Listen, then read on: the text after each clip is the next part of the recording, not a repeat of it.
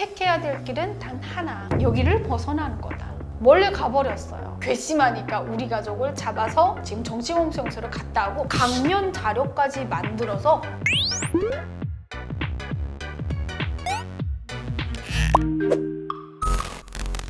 네, 여러분 안녕하세요. 북한에서 살다가 2007년도에 대한민국에 입국해서 대한민국 국민으로 살고 있는 한서희라고 합니다. 북한에서 이민보건성 협조단에서 예술 활동을 했었는데요. 성악배우로 활동을 했었습니다. 또 특이하게도 제가 그 이민보건성 협조단에서 서품조라는 공연단으로도 활동을 했는데요. 바로 김정일의 별장에 들어가서 비밀리에 하는 공연단에 또 포함돼서도 활동을 하기도 했었습니다.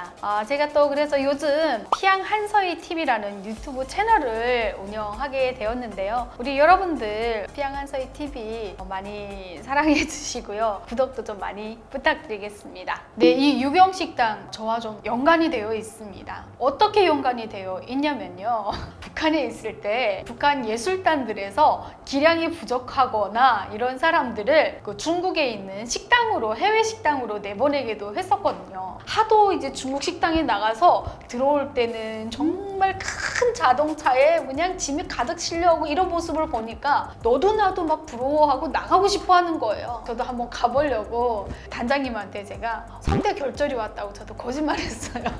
노래를 못할 것 같습니다. 어떻게 합니까? 저도 저 유경식당 좀 나가면 안 되겠습니까? 했더니 저희 단장님께서 그래 알았어 생각해 볼게 검사부터 받자 하시더니 저희 이민보안성병원으로 저를 데려가셨어요. 성대결절이 아니라는 것이 이제 판명이 됐죠. 엄청 제가 비판받고 엄청 혼났었습니다. 그래서 이 유경식당 북한에 있을 때부터 유명한 곳이었습니다.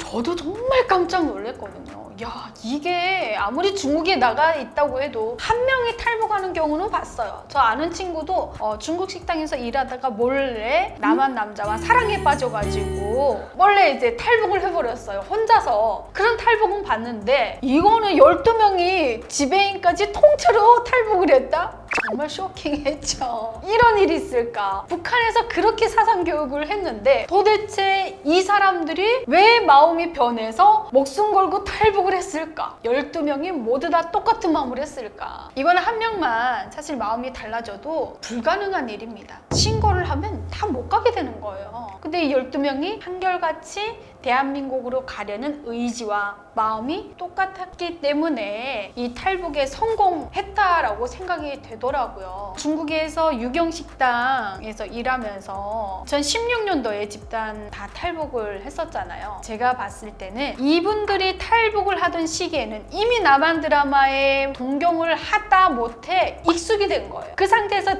그 중국 식당에서 일을 하는데 남한 사람들을 보니까 또 공감이 되는 거예요. 또 부러운 거예요. 또 중국 식당에서 일하다 보니까 그 지배인이 허용하에 뭐 예쁘게 옷도 입고 사진 찍고 밖에 나가서 놀기도 하고 북한에서 누려보지 못했던 걸 너무 많이 누리다 보니까 이제 북한에 들어갈 시간이 되니 그 모든 걸 누렸던 거를 다시 못 누린다? 이건 정말 어려운 일이에요. 좋은 환경에서 안 좋은 환경에 가면 정말 목숨이 위태로울 정도로 어렵게 생존을 합니다. 그분들은 지금은 잘 지내고 있나요? 그래서 그분들이 대한민국에 와서 뭐 다른 데서는 뭐 강제로 뭐 입국시켰다 뭐 납치했다라고 하는데 스스로 대한민국에 왔기 때문에 그들은 오자마자 다 이제 대한민국에 와서 또 새롭게 제 인생을 살고 싶으니까 대학에 가서 공부를 하고 싶다고 해서 거의 뭐 한두 명 빼고 다 대학을 갔다고 해요. 다 대학에 붙었는데 오히려 결혼을 해서 지금 애를 낳고 살고 있는 친구들이 한 3명 정도 된다고 해요. 지금은 대한민국에서 그분들이 중국에서 갈망했던 자유를 만끽하면서 행복하게 살고 있는 걸로 알고 있습니다. 서희님도 단체 탈북이라고 들었는데 네. 저는요 온 가족 탈북인데 저는 사실 오빠하고 오빠 사랑하는 여자친구가 먼저 탈북을 했어요. 기획 탈북은 아니었는데 오빠가 사랑하는 여자친구의 집안에 출신 성분이 안 좋다고 부모님이 결혼을 반대하시니까 근데 그 당시에 또 남한 드라마가 엄청 유행을 했어요. 이 드라마를 보니까 또 이 그 사랑에 대한 이 인식이 이렇게 자기도 모르게 몸에 밴 거예요. 나만의 사랑이. 우리 대한민국의 사랑은 어때요? 사랑하는 사람 하나면 내 목숨까지도 바칠 정도로 정말 헌신을 하더라고요. 근데 북한 사랑은 좀 다르거든요. 그 체제에 맞춰서 사랑을 해야 돼요. 그러다 보니까 오빠가 헤어 멋지겠으니 이 땅에서는 출신 성분이 같지 않아서 절대 살 수 없으니 택해야 될 길은 단 하나. 여기를 벗어나는 거다. 멀리 가버렸어요.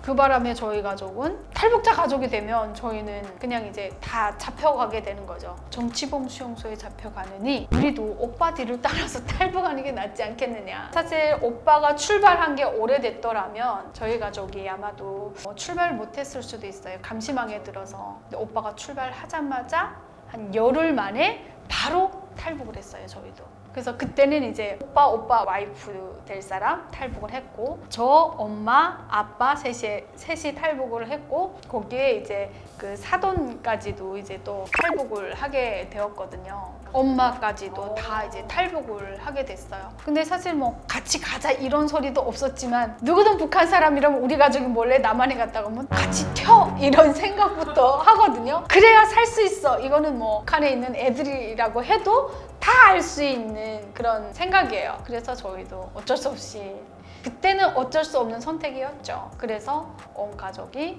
탈북의 길에 오르게 되었습니다. 단체 탈북이 엄청 흔하지 않다고 하는데. 그렇죠. 특히 가족이 함께 모두 다 없어지는 탈북은 엄청 위험해요. 나중에 알게 되었는데, 저희가 탈북한 이후 북한에서 우리 가족을 잡지 못하니까, 괘씸하니까 우리 가족을 잡아서 완전히 구체적으로 뭐 중국에 어디에 가는 거를 잡아서 회령을 거쳐서 보위부에 넣어서 지금 정치범수용소로 갔다 하고 강연 자료까지 만들어서 배포를 했대요. 왜냐면 우리 가족이 탈북을 해서 성공해서 갔다라고 하면 다른 가족들이 어떻겠어요? 동요를 하게 되는 거예요. 그럴까봐 우리 가족이 잡혀서 뭐 다 정치범 수용소로 갔다.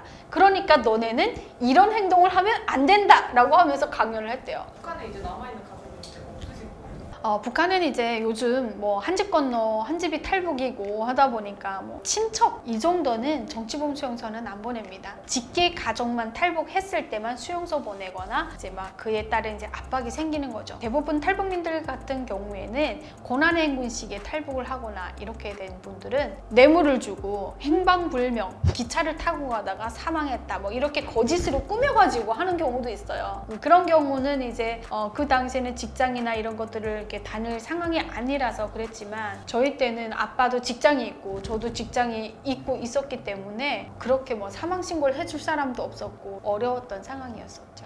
저희는 북한에서 보면 잘 사는 집은 맞았습니다. 그렇다고 잘 살았다고 해서 대한민국에 왜 왔어? 뭐 대한민국에 올 일은 없잖아는 아닙니다. 왜냐면 북한은 아무리 잘 살아도요, 어느 순간에 없어질지 모르는 것이 북한이에요. 말 한마디 잘못하고 또 북한 체제에 눈밖에 나기 시작하면 그냥 반역자로 내몰아서 정치범 수용소로 가는 사람들이 많죠. 그래서 아무리 북한 김정은 옆에서 뭐 간부를 하던 사람들이라고 해도 어느 순간에 그냥 쑥 없어지는 거는 뭐 일도 아니니까, 그래서 자유를 찾아서 대한민국에 와서 정말 사람답게 당당하게 살고 싶은 그런 마음이 오다 보면 더 강하게 들고, 그런 자부심을 가지고 대한민국에 오기 때문에 목숨 걸고 북한에서 탈북을 하는 사람들도 많습니다. 그럼 오빠분은 사랑을 이루셨나요?